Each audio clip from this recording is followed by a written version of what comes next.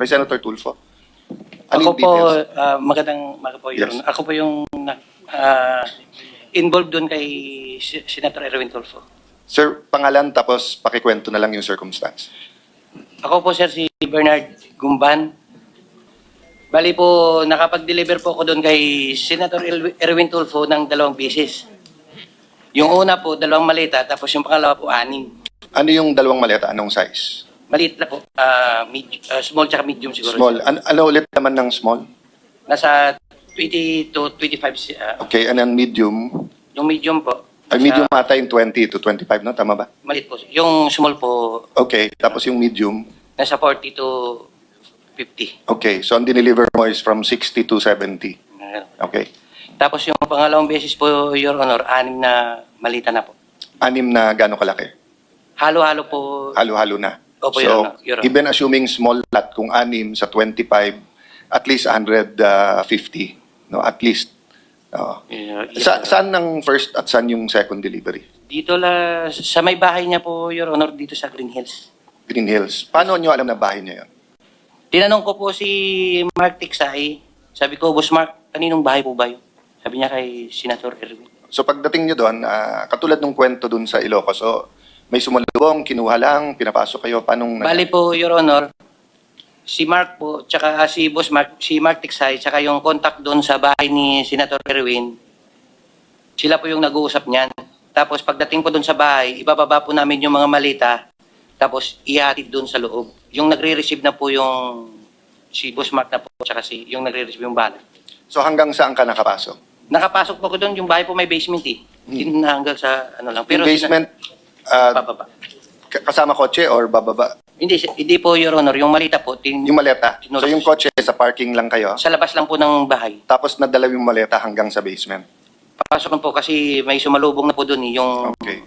So kung halimbawa, dadala namin kayo dun sa mga lugar na sinasabi niyo, matuturo niyo na ito yung bahay, tapos Yes, Your masasabi niyo Honor. dito yung Yes, sir. basement. Yes, sir. Opo. Third lang, nagulat lang ako sa mga pangalan na to. Letter J, Franz Castro.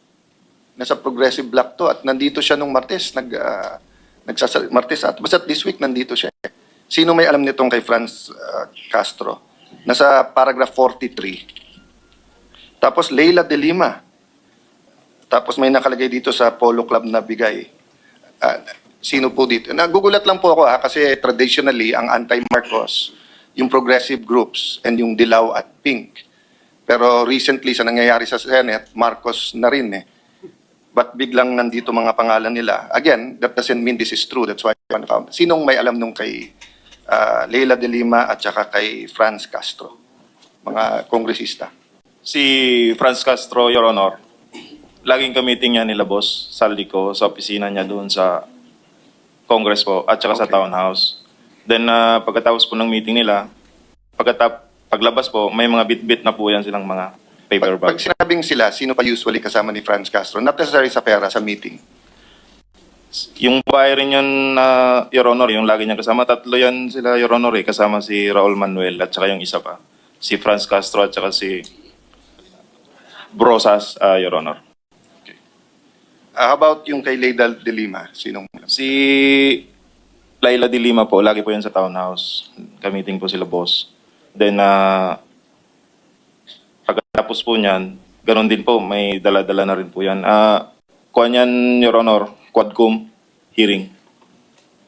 Kailangan nating i-clarify muna, no? Kasi yung pagkabanggit nyo kay Congresswoman Laila de Lima, kasama siya sa mga congressmen ng 19 Congress. Hindi pa siya congresswoman noon eh. Yan Bakit nga. siya kasama rito dun sa listahan ninyo sa paragraph 43? Yan po yung, siguro po may lapses po kami dyan kasi, Your Honor, Napagkamalan nyo siyang congresswoman noong panahon na yon. nung congresswoman, nung panahon na yun, Your Honor, hindi pa po siya kongresista. Pero yung namimit na po kami ni Attorney Baligod, kung congresswoman na po kasi siya, kaya nasama po dyan sa mga congressman po. Kasi bukod sa kanya, itong tunay na mga congressmen na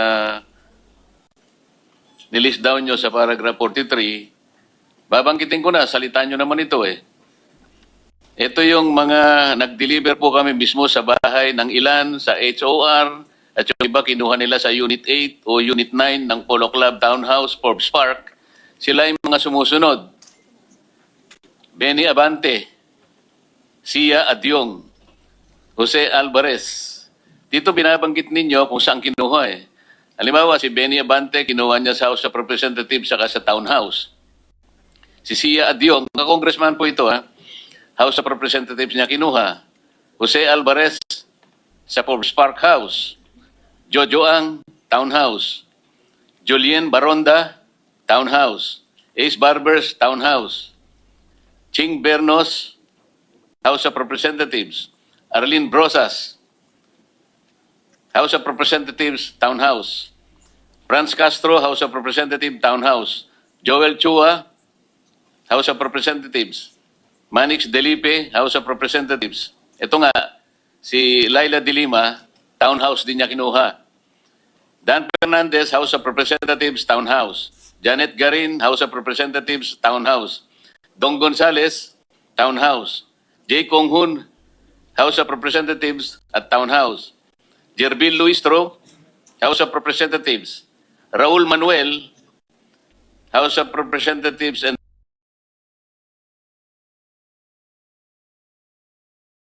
Townhouse. Ito yung mga anong makabayan group na sinasabi ni Senate President kanina eh. Raul Manuel, Franz Castro, Arlene Brosas. Ito yung makabayan black. Na kapag nagsasalita sila sa House of Representatives, matagal ko po silang nakasama roon eh. Wala nang ginawang mabuti ang gobyerno. Palagi sila na nang mabuti. Na parang sila, ay ngayon pala eh, hindi ko sinasabing totoo lahat ito, kaya kayo nandito para patibayan ninyo, para tindigan ninyo na totoo lahat ang sinabi nyo rito. Sandro Marcos, Forbes Park, Paulo Ortega, House of Representatives, Joseph Paduano, House of Representatives, Townhouse, Stella Kimbo, House of Representatives, Townhouse and Residence,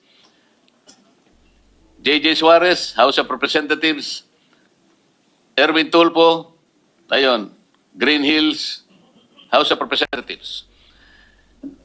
Itong lahat po na binanggit ninyo na mga ngayon ay naglilingkod na miyembro ng House of Representatives, yung iba naman ay wala na, kailangan mapatibayan natin sa pagitan ng inyong individual o sama-samang paglalahat ng salapi na kailangan nating mapatunayan ngayon. Sino gusto magsimula? Kailangan mapatibayan natin lahat ito. Your Honor, itong mga dating mga sundalo natin ay meron silang na-share sa akin na screen capture ng kanilang chat group, no? Kasi ang nangyayari po noon, may chat group sila, pera sa isang personalidad ay kinukuhanan nila ng picture at ipinapasa sa chat group nila. Pag nakita po yun ni Ginoong Saldico, no-forward niya doon sa recipient at sinasabi, okay na ako sa iyo ha, etc. Pero kung kasama mismo si Ginoong Saldico sa pag-deliver, hindi na nila napipicturan. Hindi, yun lamang, Oo. maski na yun, pwedeng tanggapin ng komite. Dahil ang importante lang, mapatibayan natin na itong mga taong binanggit natin ngayong umaga, sapagkat ito naman ay nasusulat sa inyong pinagsama-samang salaysay, merong mapagbabatayang... Ito po no, noong April 8, Tuesday po ito, may nag-text yung si Police Captain Alvin Nugid, yung parang team leader po nila. Sabi niya, Franz Castro, saka Arlene Brosas, dito na sila, sir. Tapos may sagot, sir, may kasama pa daw sila, continue daw. Pabaw na lang, sir, sa tropa, sa baba. And then may naipasa rin nga sa akin na isang picture ni Congresswoman Brosas doon sa opisina ni Congressman Saldico. No? So si Congresswoman... So lahat ng nabanggit nating mga public figures ngayon, merong mga confirmatory na ebidensya sa chat ninyo, kung hindi man litrato, confirming that all of them Opo, received these kickbacks. yung pag-receive po ng kickback, sabi ko, pinapadala sa chat group nila. Yun na, merong Oo. coverage na chat group report, kung ano man ang tawag ninyo, para mapatunayan nating isa-isang mga ito na nakatanggap ng kickback? Hindi po exactly na one-on-one correspondence po, no? Dahil yung iba po na na-capture nila sa screenshots, through screenshots, nakuha po sa telepono ng iba. Pero may naiwan din po sa iba na may bibigay po namin sa Chairman, inyo. I think ang ibig sabihin ni Chairman, katulad nung nagtanong ako kay Senator Tito Soto, allegedly, sinagot nung tatlo na, or dalawa-tatlo, nung tinanong ko kay Senator Erwin. So I think kung sino lang may personal knowledge dun sa iba.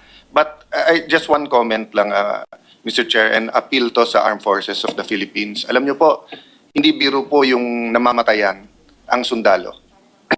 Akala natin pag namatayan yung sundalo, kompleto yung pondo para sa kanyang byuda or kung babae siya para sa kanyang nabyudo at yung mga anak, no? Remember, kung namatay yan ng tinyente, hindi makukuha nung kanyang byuda yung sweldo na bilang colonel or bilang general. I mean, and yung anak, hindi na makakausap yung kanyang tatay o nanay. The reason why I say this is because the progressive group have been consistent in trying to get the NTF-LCAC abolished. And they have been very consistent na dapat walang mga pondo para sa ilan mga lugar sa Pilipinas at NTF-LCAC, marami silang accusation dito.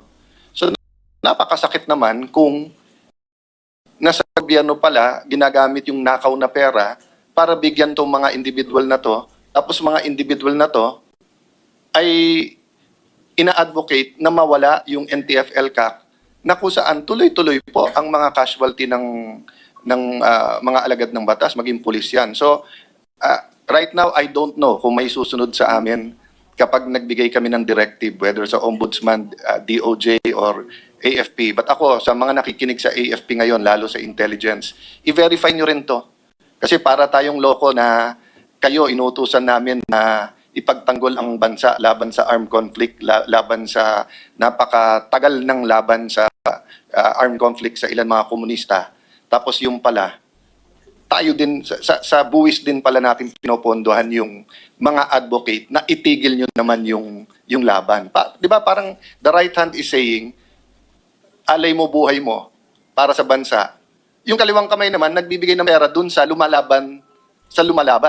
So it's just crazy, Mr. President. So I hope the AFP intelligence look into this. This is not just a matter of truth in the sense of anti-graft and corruption. This is a matter of survival, of existence, of life or death sa ating mga alagad ng batas, sa ating AFP at PNP. Thank you, Mr. Chair. Salamat, Sir SP. Balikan ko po yung aking naunang tanong sa inyo kung individually meron kayong gustong isalaysay na hindi naman inconsistent dun sa inyong pinirmahan na sama-samang salaysay. Nauukol po sa pagdi-deliver nyo ng pera kung kanino, ilan ang dinideliver, paano dinideliver, anong ginamit sa pagdi-deliver, kanino napunta. Yun lamang po, para sa ganon, malaman natin na nagkakaisa kayo hanggang sa magawa ninyo ang pinagsama-samang salaysay. Unahin po niyong banggitin ang pangalan ninyo. Julie Cadjao, sir. Sir, outside duty po ako sa isang PR na si Father Flavi ay hinatiran ko ng pera doon sa Mindanao Up. Isang sobre yun, sir. Pangalan Julie po, Cadjao, sir. Julie Cadjao. Hindi, yung dinalhan po niyo ng pera, Si ano yung... Father Flavi Villanueva. Tapos, sir, mayroong, doon, sir, Anong lugar po yun? sa Mindanao Out, sa mismong simbahan niya, sir, sa may gilid ng kalsada. Bakit po kayo nagdala ng pera doon sa pare? Kasi, sir, di ko ano, sir, kung pang ano nila yun, sir, eh. Basta nagdala na kami ng pera, sir, tapos doon, sa 33... Maleta din ba dinala mo? Isang sobre, sir, tapos doon, sir, sa 33 Clemente. Baka naman sulat lang pinadala Hindi, sa sir, sobre. pera, sir. Kita ko mismo, sir. Sobre lang? Ay, sir. Tapos sa 33 Clemente, sir, isang maleta. Kanino? Kay Father Flavi, binuhat ko papunta sa sakyan niya. So may isang sobre at isang maleta? Ay, sir. Yun ang nare-recall mo. Ay, sir. Hapon yun, sir, hapon. Tapos yung note niya, sir, itim na pangpare.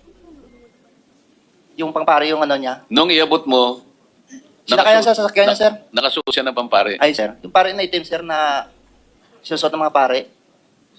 Paano mo nalaman na siya nga yung... Nakikita ko, sir, kasi pumutok na yung ano, sir, yung doon, yung sa Ijiki. Na nalaman ko si Father Flavi. Bukod sa kanya, sino pa ang pinagdalhan mo ng pera? Yung experience mo. Si Terry Redon, sir. Nakita ko, sir, yung sasakyan niya, BMW yun, sir. Eh. Terry Ridon, yung congressman ngayon. Yes, sir. Ilang maleta naman ang binigay mo? Isang maliit din, sir. Saan mo binigay? Galing 8th floor, sir, sa Quezon City. Building sa President Tower. Binaba doon, sir. Sinakay siya sa sasakyan niya, sir. Siya ang pumunta doon. Ay, sir, kilala ko, sir. Okay. Mr. Chairman, may I mention this lang dahil importante itong breaking news. Sabi ng Inquirer.net, breaking, NBI Director Melvin Matibag has revealed that NBI received information that former Congressman Mike Defensor allegedly bribed the 18 ex-Marines 5 million to provide, 5 million lang nakalagay ito, walang nakalagay each eh, to provide testimony regarding the flood control anomalies. Matibag said the testimony came from an individual. An individual means one person. Kasi hindi individuals dapat unless it's grammar. With a direct relationship to one of the supposed 18 Marines. So that could be anyone in the world. Dahil 18 kayo, I'm sure you have a lot of friends. Pinangalanan si dating Congressman Mike Defensor na siya yung nag-offer ng halaga noong 5 million para maging testigo nga at lumabas mag-press con, Matibag said. He added that the NBI has already issued a subpoena to Defensor to shed light on the allegations. I will not interrupt you now, Mr. Chairman. Mamaya, nandito na rin naman si ex-Congressman Defensor. It's time for him once again to use his last name and defend himself. Having said that, may I invite with the permission of the Chairman, Director Matibag, total mahilig kayong NBI pumunta dito sa Senado na walang imbitasyon. Ngayon kayong pumunta, iniimbitahan ko kayong ngayon kasi kung yung impormasyon mo ay hindi verified, hindi naman marites ang pangalan mo. Ngayon, kung verified yung iyong impormasyon, ibig sabihin bilang investigator no NBI, ibig sabihin you have reasonable ground to believe na yung nagsabi sa iyo ay totoo. Pumunta ka dito under oath at pagkakataon mo ngayon makaharap si Congressman Mike Defensor at yung 18, no? So itong hearing natin ay open. So if Senator Tito Soto or Senator Erwin Tulfo, ika nga ni Raffy Tulfo, kung ikaw ay matapang, pumunta ka dito. Pag ikaw naman pumunta dito, ikaw ay uto-uto. Pero open po tong hearing na to. But especially now to NBI Director Melvin Matibag. Punta ka dito, Director, kasi ako, interesado talaga ako kung nagsisinungaling tong 18 ito. Pati si kumpanyero Tony Levy. Kasi napakalaking disservice to sa ating bansa kung gawa-gawa to or kung may dagdag bawas kayo sa testimony nyo. Pero napakabigat ng testimony nyo kung sasabihin nyo ang pinakamalaking sindikato sa ating bansa, ang mismong gobyerno. So one of the two has to be the truth. That's why, Director Matibag, hindi pa naman kami matatapos. Imbitado ka ngayon. Or kung sino yung agent mo na nagkwento sa'yo. Pumunta ka dito para harapan tayo, magkaalaman po tayo. Thank you, Mr. Chairman. Thank you, Mr. President. Total, nandito naman po ang 18 magigiting na ex-soldiers. Kung totoo pong ganun kayaman si Mike Defensor, magkano, Mr. Speaker? Mr. President, 5 million each. Nakita ko 5 million. Each. Walang nakalagay na each eh. Ah. Sa nakita ko 5 million lang, walang each. Pero meron din finorward si Senator Amy na inquiry. So kayo po ngayon ay narinig po ninyo ang di umano'y balita na kayo po ay binribe ni Mike Defensor sa halagang 5 million. Each ba? So 90 million po ang pinambribe sa inyo ni Mike Defensor para lang ng ganitong salaysay na sa aking pananaw ay ginawa ninyo sa ilalim ng Clarify, Mr. sakripisyo. Chair. Sa Inquirer.net naman, yan, nakalagay na allegedly bribed each of the 18 ex-Marine 5 million. So each, so bawat isa. So, Pesos, simple pesos. lang po ang tanong. Totoo po ba kayo ay binigyan ng pabuya ni Mike Defensor bawat isa sa inyo ay tigli 5 milyong piso para gumawa kayo ng salaysay na ito na inyo ngayong ibinigay sa amin kaugnay ng pagsisiyasat sa flood control scandal? Hindi po, Your Honor. Pwede po bang hirap ito, Your Honor, yung nagsabi niyan para patotohanan niya? Yun nga po, Sa may ngayon hamon po, naman. Your Honor, halos nga yung pamilya na nga namin ngayon, yung kakapiranggot nga na ipon namin, hanggang ngayon, yun po ang pinagkakasya namin. At yung pagkain po namin, nagkakaroon lang po kami ng, sa ngayon, nagkaroon po kami ng, yung mga kunting ipon, tawag nito, yung chipi-chipi na lang po nga kami ngayon, nagkatsaga po kami sa sardinas na makain, Your Honor. Kung nabayaran po kami ng ganyang halaga, itinapagaganda na po sana po ngayon ang buhay namin ngayon, Your Honor. Salamat po sa inyong confirmation na hindi po kayo talaga nabigyan ng kahit anong halaga. With your permission, Honorable Chair, yung kung 5 million bawat isa, sana medyo okay na ang buhay nila kung tutusin, no? Pero makapagpapakita po ako ng mga katibayan na halimbawa, nung na-hospital ang anak at asawa ni Bernard Tube, kumakailan lamang, ay kailangan pa ho naming hanapan ng makakatulong, no? 30 mil po yung hospital bill ng bawat isa, asawa, anak. Nung naoperahan yung nanay ni Bubares, talagang pinaghirapan ko rin po na makaambag. At nasa akin din po yung resibo nung binayaran, no? Nung namatay po ang tatay ni Buduan, kumakailan lang din po, ay kailangan din pong pagtulungan namin para makabili ng kabaong ng tatay niya, no? Baka naman, Atty. Baligod, nung kayo po ay nagtulong-tulong para makakakalap ng halagang may tutulong nyo, baka naman isinilid nyo pa sa maleta kasi. Baka napagkamalang akala mo na napakalaking pera naman nung nakalap nyo itulong sa mga na-hospital na kamag-anak ng inyong mga kliyente. Alam mo po yung, Your Honors, no? Ang motivation ng mga sundalo na ito, bago nila gawin yung kanilang affidavit, ang sabi nila sa akin ay, Attorney, nasubukan namin ang nakipaglaban. Muntik nang mawala ang aming buhay. Pero sa panahon ngayon, gusto naming magpakasundalo sa mga Pilipino. Yun po ang motivation nila. Kung yung, alam niyo po, kung accusation lang nagaling kay Matibag, naaawa po ako sa NBI dahil eroded na yung credibility dahil kay Matibag. Kali na po, alam nating gagawa lahat sila ng anong klaseng usap para lamang bigyan kayo ng batik, para lang hindi kayo paniwalaan ng ating mamamayan. Ang mamamayan po ngayon ay nakikinig. Sila po ay sumusubaybay sa pagdinig nito. Sila po ang higit na nakakaalam kung sino kayo. Dahil alam nila ang katotohanan sa likod ng inyong mga sinasabi. Atty. Baligod, inumpisahan ko ito nung dumating dito si Master Sergeant Orly Gutesa.